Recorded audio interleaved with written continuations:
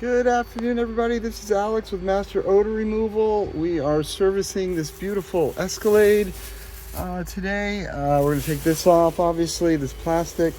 Servicing it for tobacco.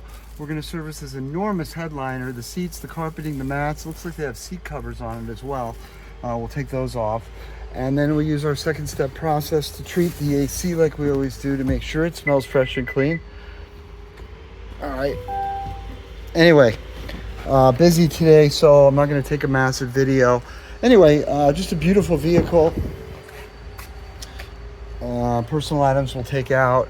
And that'll be basically it. On a scale of 1 to 5, this is basically a 1. It's not bad at all, but they want it done, so we'll service it.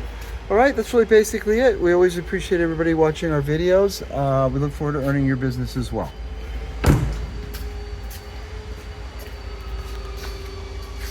Thanks for viewing.